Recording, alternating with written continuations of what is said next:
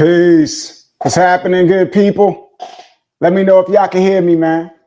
If y'all can hear me before we dive in, man. Word up. Because today, I wasn't even like planning to jump on or nothing like that, man. But I was like, I came across this whole thing on I think I was asking ChatGPT something, man. And it told me that TuneCore was incorporating Know Your Artist. And I was like, well, wait a minute. And that got me charged up.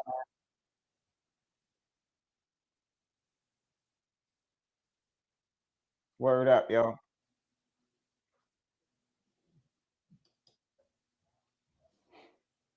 Yeah. So basically, man, for those that don't know, you got Know Your Customer.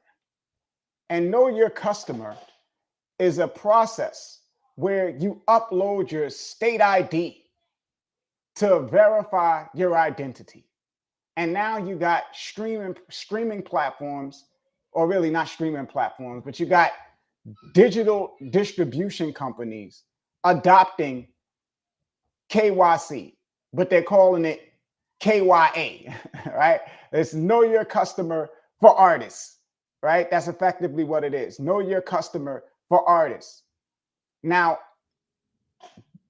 Know Your Customer, KYC, you primarily find with like banking, where it's aimed at protecting you from your money going to the wrong person. You know, you upload your state ID, verify that it's really you. So when you withdraw money and send it to your bank account or whatever, it's not going to the wrong bank account. That's what it's like aimed at. It's a consumer protection type of thing.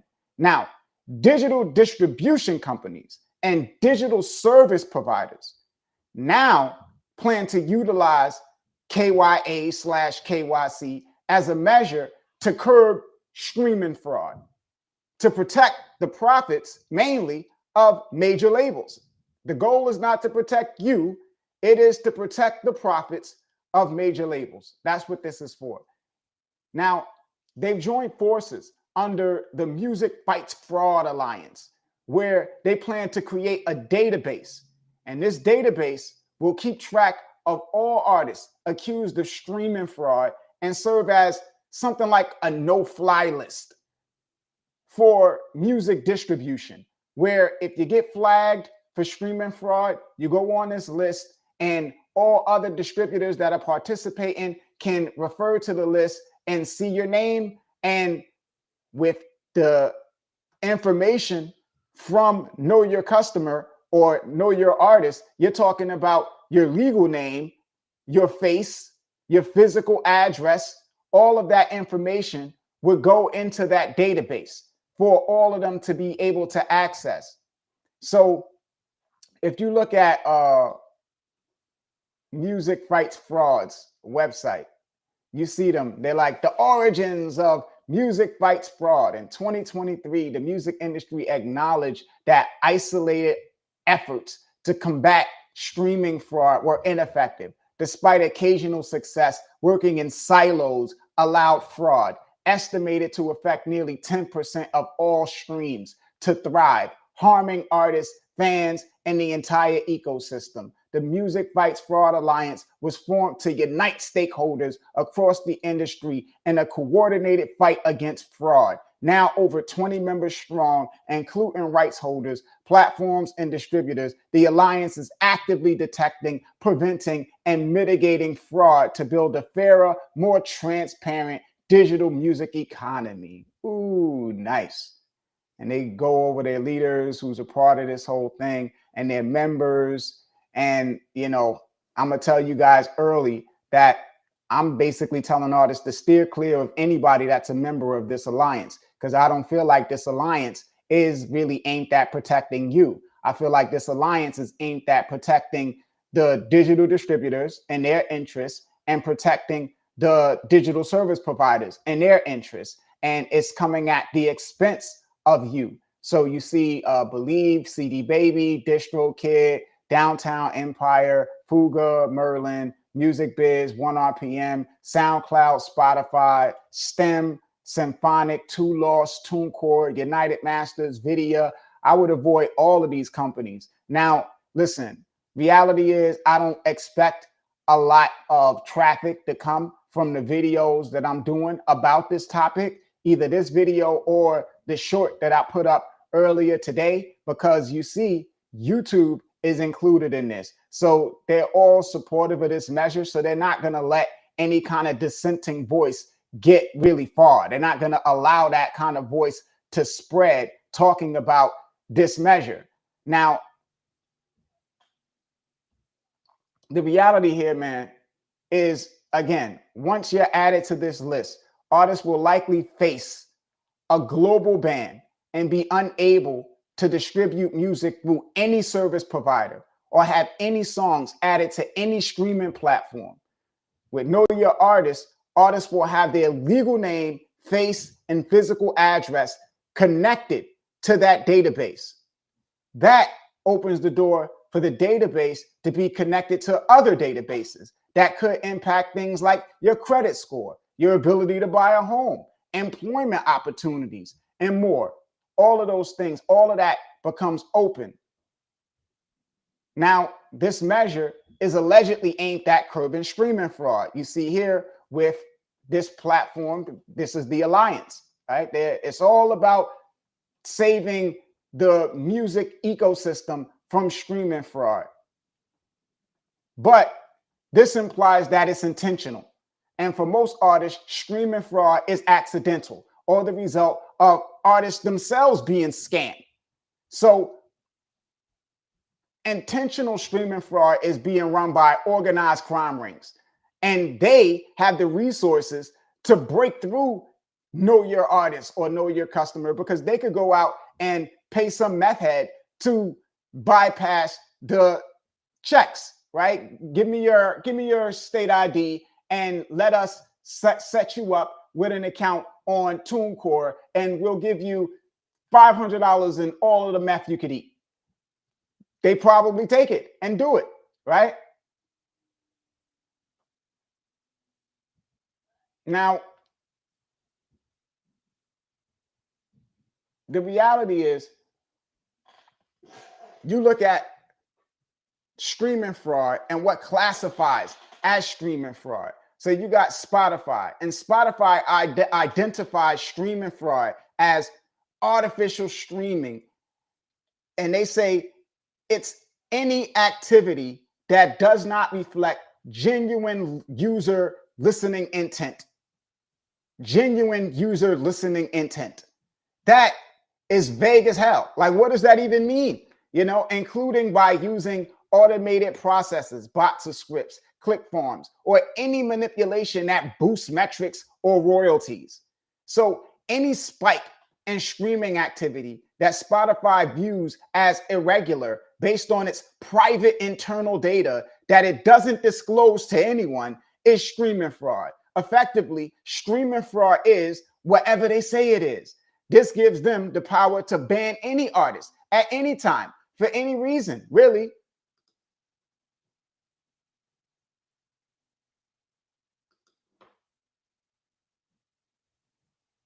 So when artists are accused of streaming fraud, there is no due process. Everybody that uses these digital distributors know they accuse you and then they remove your music and might ban you, and that's it. There is no conversation, right? Suspicion is guilt. Artists aren't provided any evidence. They aren't informed of the pattern of activity that triggered the flag. Distributors won't work with an artist to address it. It's just straight to jail. That's how the process works. You get accused and you go straight to jail.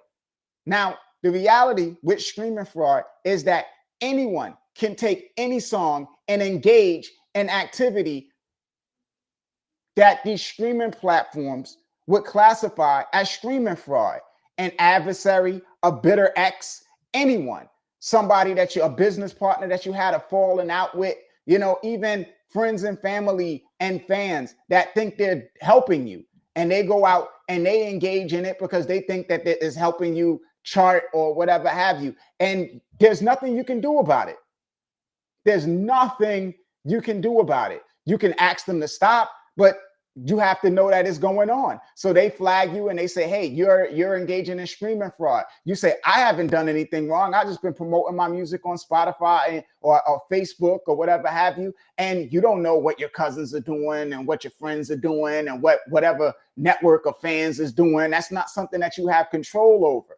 Now, in addition to that, companies lie to artists and claim to be legitimate. So I went and I did a random Google search for buy Spotify streams, and it pulled up a list of websites. So I picked one at random, artistpush.me. Now you look at this website, because this is what I'm talking about, right? In the sense of them or artists just being unsuspecting and getting caught up in the nonsense. So you look at this website, right? And you see here, they say, just imagine you could significantly boost your track's performance on Spotify in no time. Well, with the Spotify starter mix, it's now possible. This is the ultimate Spotify performance enhancement toolkit exclusively for a single track, incorporating 3,000 real plays, 100 organic saves, and 3,000 targeted followers. And then when you go over their list, right, it's like our all-in-one Spotify growth package. All-in-one Spotify promo packs by Artist Push offer bundled services, discounted packages, and tailored strategies to grow your track the right way. You know, your track gets genuinely listened to and not skipped. This helps Spotify recognize it as valuable content. No bots involved. Only trusted partners who stream from real active Spotify accounts worldwide. You benefit from bundled pricing and a comprehensive approach to growing your presence on Spotify, all focused on promoting a specific track of your choice. So artists see this type of stuff, and what they assume is that this is legitimate because they're saying, hey, these are real listeners. We're implementing a real system to get your music heard. And they go and they might sign up and pay this and give them the $10 or whatever have you. And then they get flagged by their digital distributor for engaging in streaming fraud. Now, effectively, they're victims. They thought that this was real, you know? So that's the thing, right? Artists are victims of streaming fraud. And distributors acknowledge this by providing educational material, informing artists on how to avoid streaming fraud. And at the same time, while recognizing artists are being scammed, they seek to hold them accountable for it. So this is almost like, you have a situation where you have a credit card company and you got a credit card and you go out to dinner and somebody got a credit card scanner where you give them your credit card, they scan it, make a duplicate, and then the credit card company calls you and alerts you. The credit card company is alerting you, hey, we see suspicious activity on your account. You're in New York, somebody has your card in Utah, just going on a spending spree. And now the credit card company acknowledges that there is somebody that has your card that shouldn't, that's spending your money. The card is stolen, but the credit card company doesn't allow you to cancel the credit card and wants to hold you accountable for all of the money that the person that stole your credit card is spending. That is what this kind of like seems like to me, with them trying to put artists on database and the database rather, and flag them for streaming fraud and punish them and remove their music and things of that nature. That's what they're doing. Now, why? Why are they operating in this fashion instead of doing things like removing the song that got flagged for streaming fraud and telling the artist to re-upload it, right? Like you alert the artist, because sometimes when your song is put into a streaming fraud system, they can't just shut it off because you can't contact whoever it is behind it, but they can remove the song and say, hey, the song was exhibiting suspicious activity, re-upload the song. And then when you re-upload the song, that'll break whatever system that the song was in, and it should reset it, right? But banning you and taking your music down altogether is nuts. So it's like, why are they operating in this fashion? So, and the reality is they want to protect their business, as does Spotify and all other digital service providers. They want to protect their business. So Spotify and other digital service providers are reliant on the catalogs of major record companies. So they're effectively forced to protect their interests as a means of survival. The interest of major record companies is profit. They want to make the most money they can possibly make. And the more indie artists earn from streaming, the less money goes to major labels. That's a fact, right? The more money indie artists earn, the less money major labels get. So if major labels are guilty of streaming fraud, it isn't a problem because the money goes where it's supposed to go. They're supposed to get most of the money. If they're engaging in streaming fraud, they're getting most of the money. So no harm, no foul, right? But the problem with streaming fraud is indie artists, because the money is going where it's not supposed to go. So if the money is going to independent artists, then that money is being taken away from indie artists, and that is the problem. And that is why you only seeing all of this KYC, all of this stuff from the distributors that we deal with, TuneCore, DistroKid, these guys. These are the platforms, or these are the platforms that might implement it. TuneCore, they're on schedule. They're saying, hey, this is something that we're going to integrate. And again, trying to promote it as something to serve you and to make your life better, which is not. It's not that at all, So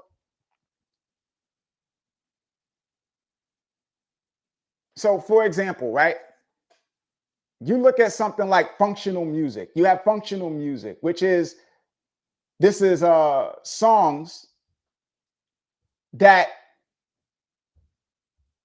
people upload to Deezer and Spotify that effectively are like the type of music that people meditate to, fall asleep to, the sound of washing machines, a bouncing ball, things like that. Stuff you see in a Sesame Street segment where a musician was telling you music is all around you, right? Music is all around you. Just listen to the wind blow, Now, you have people paying $10 a month to Spotify to stream functional music.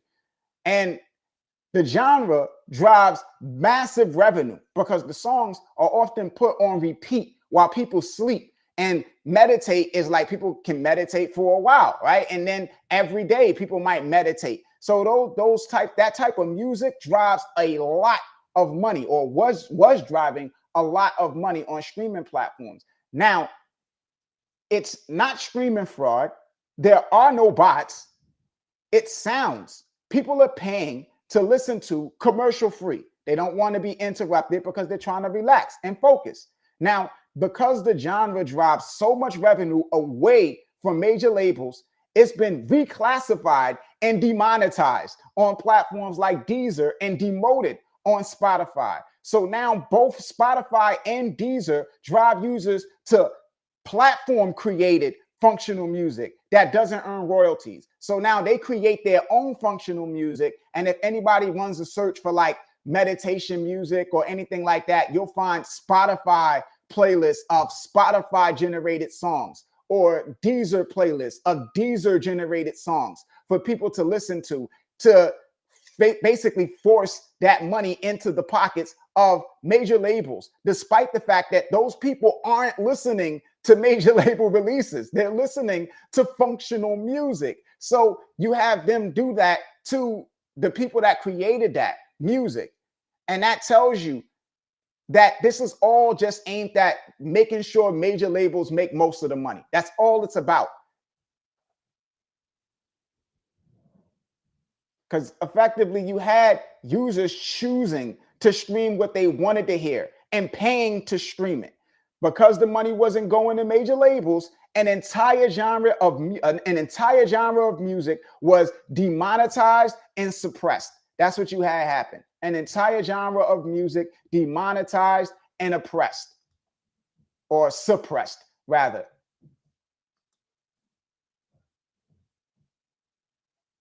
Now, major labels and indie labels now split Spotify royalties 50-50. It's equal, right? Equal market share. Universal Music Group, they come along, they say, listen, we don't like the fact that it's 50-50 and we're only seeing 50% of the market as opposed to 80, 90, or even 100. We got to do something about this. This is a problem. So they introduce artist-centric. And artist-centric is a monetization model that forces digital service providers that they force digital service providers to adopt. And this imposes monetization thresholds that effectively demonetize the music of indie artists, because if you fail to meet the streaming quotas, your music don't get monetized. So if you don't get at least 1,000 streams every 12 months on Spotify, your music doesn't earn any money. And that forces the money into the pockets of major labels. So it's not just this streaming fraud thing. It's a whole bunch of stuff that they're doing to kind of like shut out the independent artists. Now, Spotify and other digital service providers want to protect the profits of major labels. That's their goal. Protect the profits of major labels. Digital distributors have no power, because with digital service providers, they have no business, because without digital service providers, they have no business. Their service is getting your music in stores. If there are no stores, there is no service. Spotify says, impose a threshold. They say, yes, great master tech overlord. Spotify says, KYA, know your artist. Impose that on artists. They say, yes, great master tech overlord. They are not advocates. They're not partners. They're service providers trying to protect their interests. That's all they are, right? Now, this is a dangerous measure, this whole know your artist thing, where now to protect these major labels and their interests, they're going to add your music or add you to a database and add your actual legal name and face and physical address and all of this stuff for you to be policed, and face potentially global bans where you can't upload your music anywhere. You're effectively shut out altogether. And you have with streaming fraud a system to where, again, they say whatever it is that they say streaming fraud is, that's what it is. It can be completely made up. And there is no authority, no independent review board, no government official that goes and checks to make sure that these companies are operating on the up and up.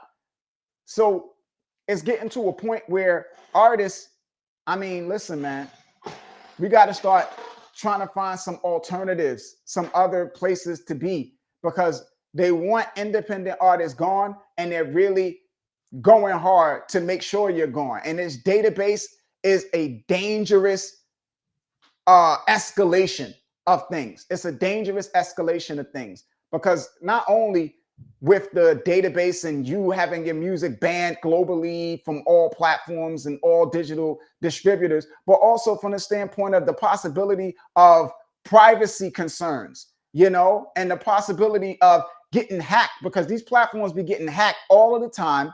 And they just don't tell nobody about it. They just quietly pay the ransom fee that they're being charged by whoever got the information, or your information goes up on some black web website for other people to access, and you don't even know it's there unless you're paying for some type of ID watchdog website that tells you, hey, your email, your address, your name has popped up on some forum somewhere for usage by hackers. And if that doesn't happen, you have no idea that it's happening. So again, my advice is avoid any distributor that is utilizing KYC, KYA, whatever they're trying to call it. If they're asking you for your state ID and your name and all this other stuff, it's a no. Run for the door, because we got to send a strong message that this is not something that we're standing for. We're not supporting this. We're not standing for it. We're not allowing it, you know? So your biggest asset is your feet. If you are not using them and you're making it known that the reason that you're not using them is this KYC stuff, and you're looking for digital distributors that aren't utilizing this, then they'll get the picture, because they're dependent on Spotify and these platforms to have a service, but at the same time, they don't have a service without your dollars either. So if you're not going to pay them to put your music up on the streaming platforms, then they go out of business too. So you have a say in this, you know, and you don't have to sit back and just allow them to do what they want to do. The thing that they're trying to do is get off on ignorance and the fact that artists don't really understand what's going on and don't really look at competitors and just think that this is just something that they have to do. And then they go and do it because they think that it's something that they have to do when it's not.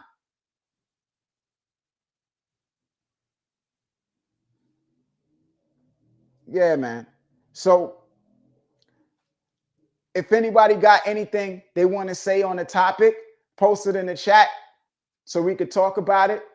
But, you know, it's another topic that I wanted to touch on, and that's some AI stuff, man, about Timbaland and him signing an AI artist, right? Word. But yeah, man, shout out to DPM Network Music Distribution. If you in the building, tap into the chat so I can shout you out, man. Sean Bridges, he said, long story short, if you're not, I'll post this up, right? He said, long story short, if you're not managing your own local server, hosting your own website, managing your own assets, anything otherwise is taking a pay cut or total rape by the industry. Yeah, I agree, man. But I would say this, I would add this, Sean, the fact that the big advantage that Spotify and them have is the monetization of free. So when we venture into having our own websites and stuff like that, a lot of times it's about getting people to pay for something. So it's like subscribe or buy. And that's a hard thing right now because people don't need to pay for music. So it's like digital downloads have been phased out, man. You know, nobody's running around with iPods no more. Nobody really has like music in a physical form where that's really selling like crazy. There's a few people that can sell because, you know, you got fanatics out there. But by and large, when it comes to just supply and demand, where you say, hey, I got a song, and if you like my song, buy it, those days are gone. So now it's about the monetization of free, monetizing the attention that you drive. So you can get people to sit and listen to a song. Then it's about making money off of the fact that that person is listening to the song. And on Spotify and these platforms, they run ads at people while their attention is captivated. So they're listening to your song, and then after your song stops, an ad comes on. And that's where the money kind of comes from. And then it's like outside of the ads, it's monetizing access to all music and not so much an individual song. So it's not to say that, you know, having a website or whatever have you isn't the thing to do. It's recognizing the fact that the money is in the monetization of free. So you got to have a website, and you got to monetize that website with something like Google AdSense or another advertising partner. Like I've started researching and looking into how to build these micro streaming platforms because I program, right? So I'm a developer. So I've been just basically messing around with like my server and Hostinger and just building out different platforms and testing out different service providers that kind of like source video content that allow you to like upload videos and run ads through them and stuff like that, to where you could even go and get your own direct ads and run them through the system and have impressions tracked similar to YouTube. So it's like allowing artists to have their own personal YouTubes, or like artist collectives to have their own personal YouTubes where people can come in and artists can kind of like pay to promote their music on other artists' content. And it's more beneficial and reciprocal. And the ecosystem that's smaller, where more money gets split between fewer people and everybody makes more. right? So with something like that, it would make a lot of sense.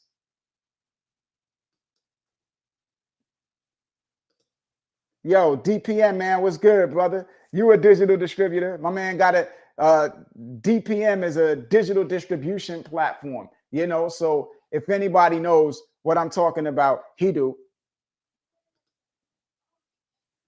Yeah, man. But another topic I wanted to touch on, because it's getting crazy out here, man, with a lot of stuff that's going on with all of these uh AI, all of this AI stuff. And I mean, to some extent, I can say that AI is it something to be afraid of? Maybe. There's an aspect of it where it could harm people, but at the same time, it's like it is what it is. But you had Timberland sign an AI artist, and a lot of people are upset with it, right? So I'm gonna show y'all. Y'all see this? Hold on, y'all.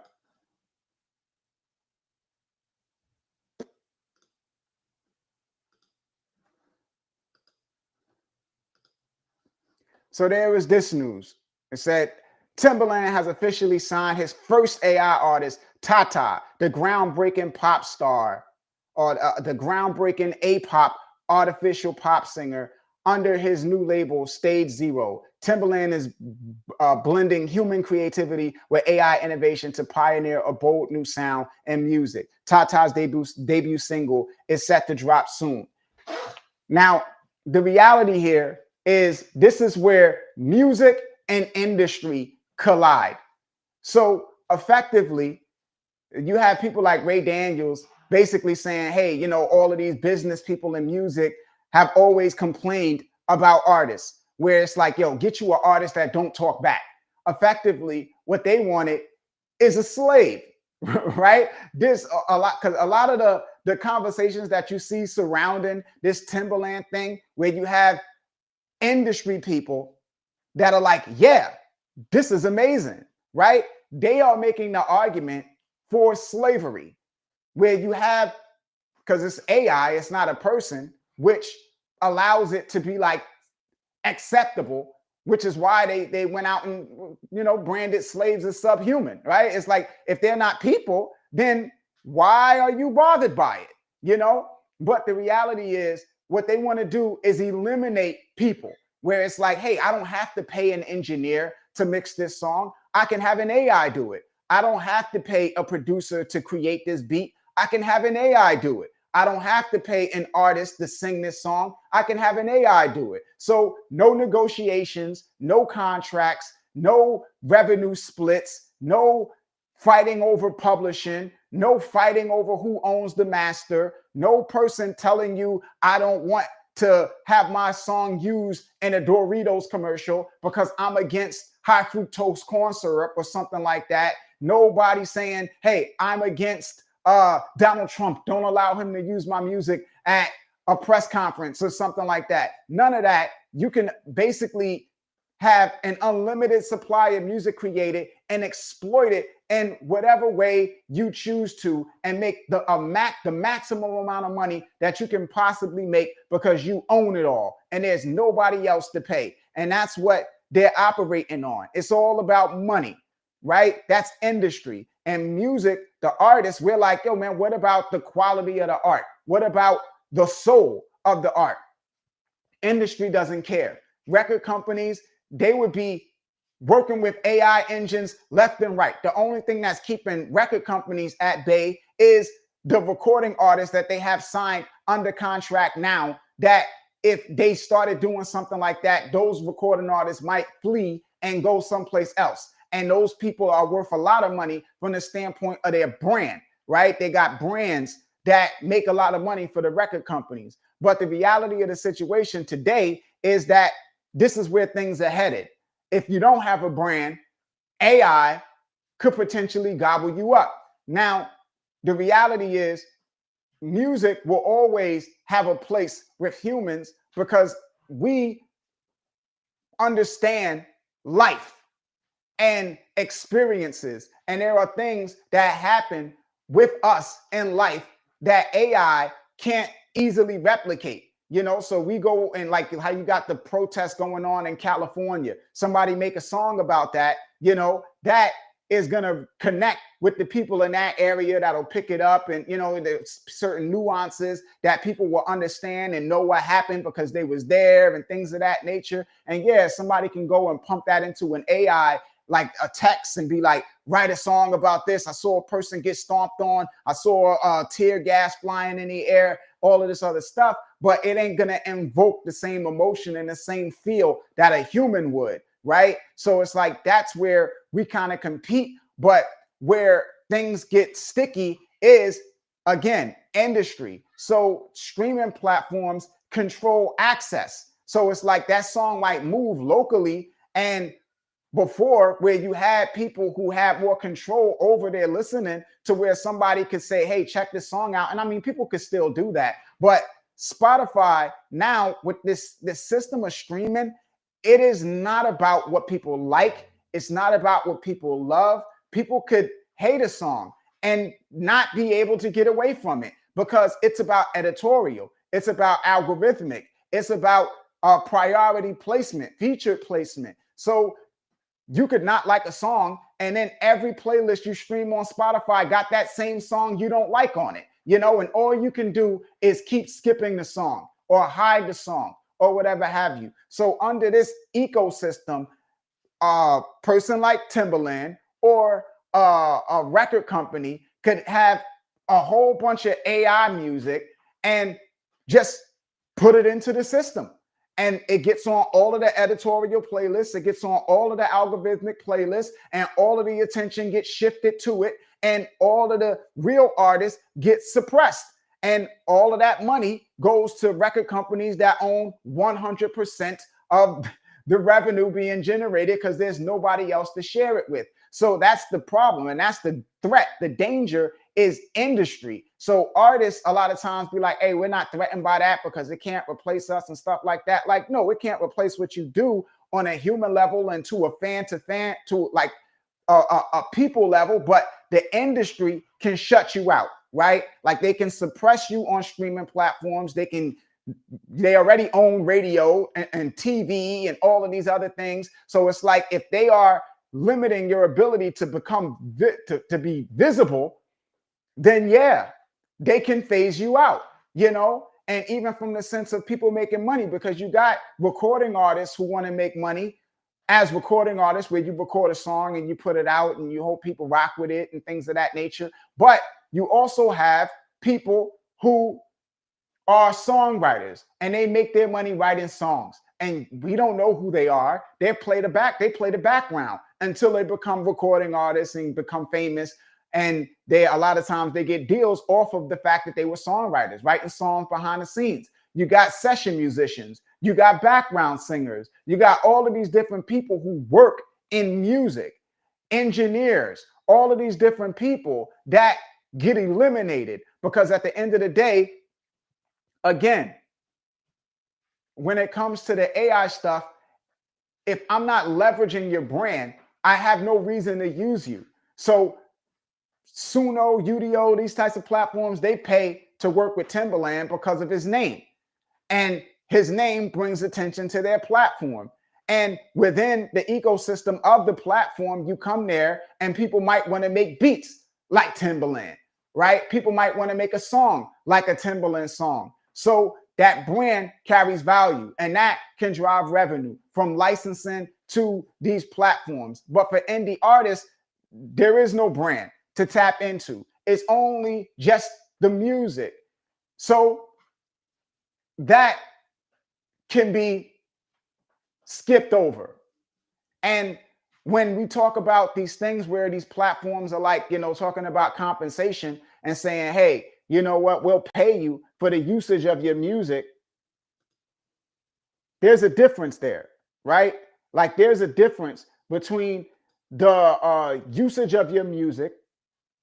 There's a difference between the usage of your music for the AI learning and the usage of your music for somebody coming in and saying, make a song like Jay-Z. So it's like, make a song like Jay-Z is people tapping into your brand. Learning, the AI doesn't specify that it's learning from any individual artist.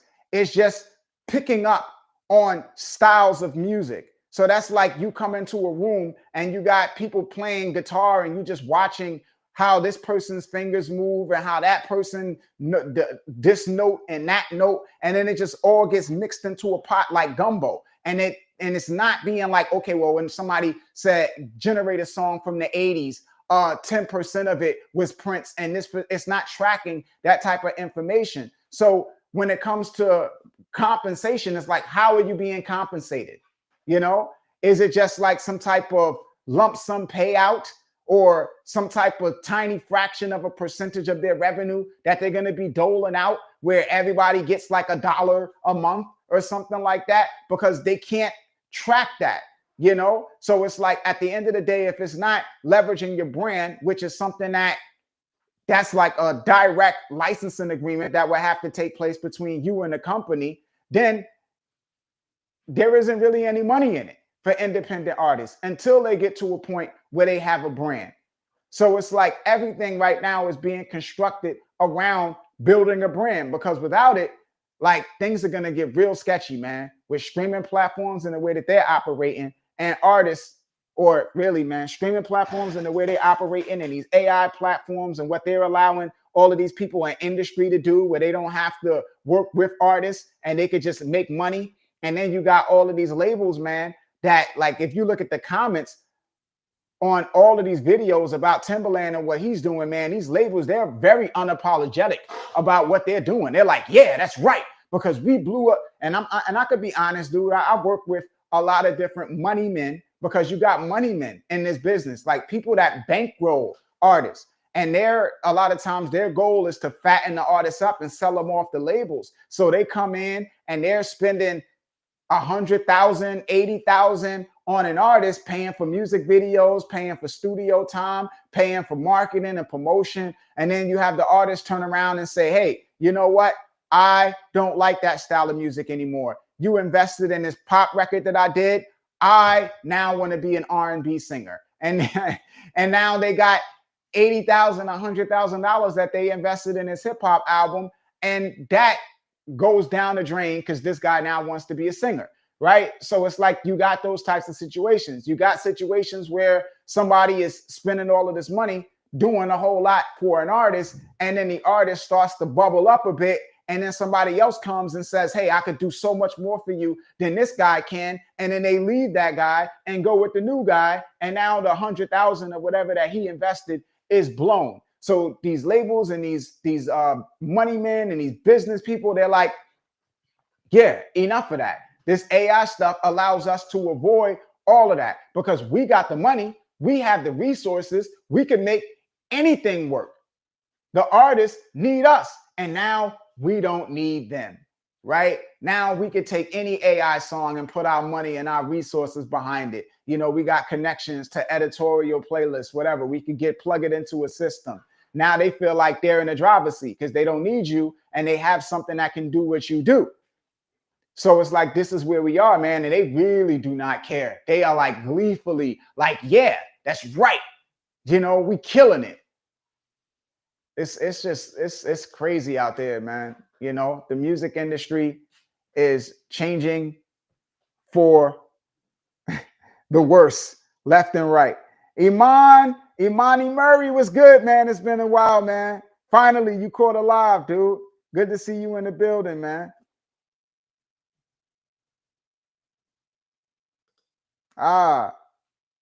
Sean Bridges says, word, I am a computer information management networking specialist. Yo, bro, hit me up on Instagram, fam. You know, because, yeah, dude, I'm working. I'm trying to look into building out systems and stuff, man, and trying to work with, you know, some third-party integrations, but also try to build some stuff out from a custom perspective, you know. But sometimes I hit roadblocks, man, and it's good to have somebody to bounce ideas off of that knows what I'm talking about, because there's not a lot of people that have any idea what the hell I be talking about when I get into the weeds about, you know, building out platforms and stuff. Vesper X says, thanks for sounding the alarm. Let me just say peace to you if you're willing to fight for it. Fred Hampton.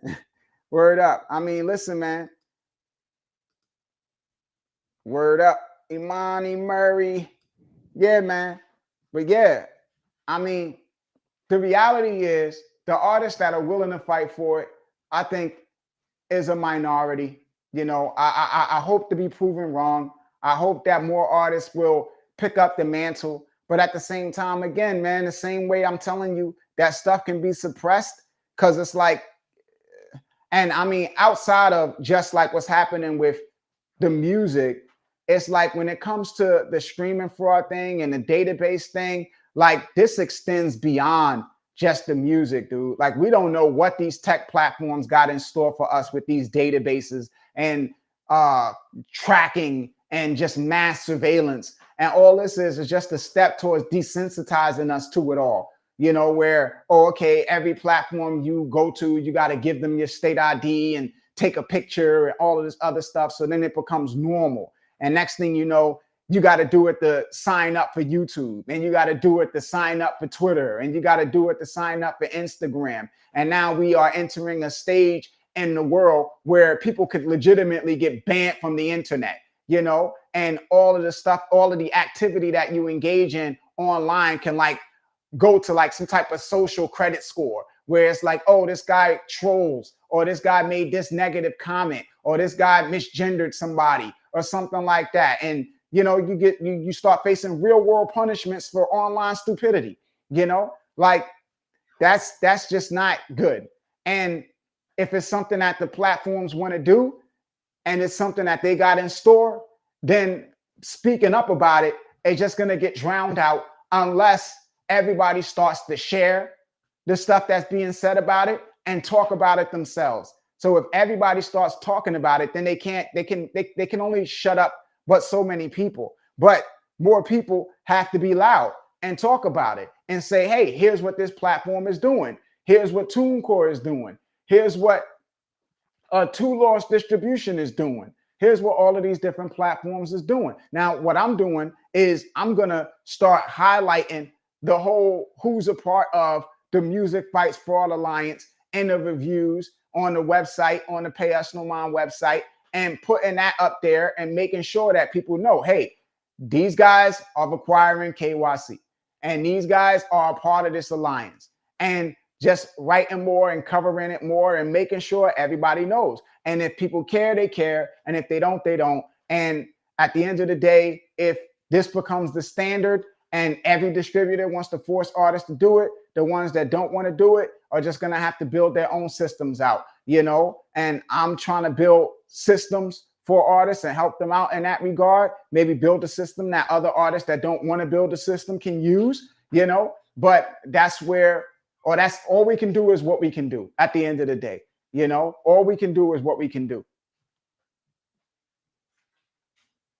Or now, how do y'all feel about this, man? What do y'all, what's y'all take on the AI stuff, on the streaming fraud stuff? Like, you know, the KYC, know your customer. Is it something that you do? Would you just say, hey, you know what? It's not a big deal. Let me give them my name and all of this other stuff. You know, I want to use TuneCore. And that's the thing too, right? I want y'all to tell me that. Tell me that in the comments. You know, if you're watching this after the live stream ends, make sure you comment on the video. But yeah, you got TuneCore, and TuneCore is, from what I understand, planning to like make it voluntary, but at the same time, it's coercion. So it's kind of like the COVID vaccine where they told everybody, you don't have to get the shot. It's just that we're going to fire you if you don't. You know what I'm saying? And then they say, hey, you know, it's your choice. You choose to get it. So it's the same thing where they're saying, okay, we'll make it voluntary. But when you go to withdraw your money, we're going to force you to KYC. So you can't get your money without doing it. So you could use the platform, you could sign up, you could pay them, you could distribute your music, you could get it in stores, you could earn streams and generate revenue, but to be paid, you would have to KYC.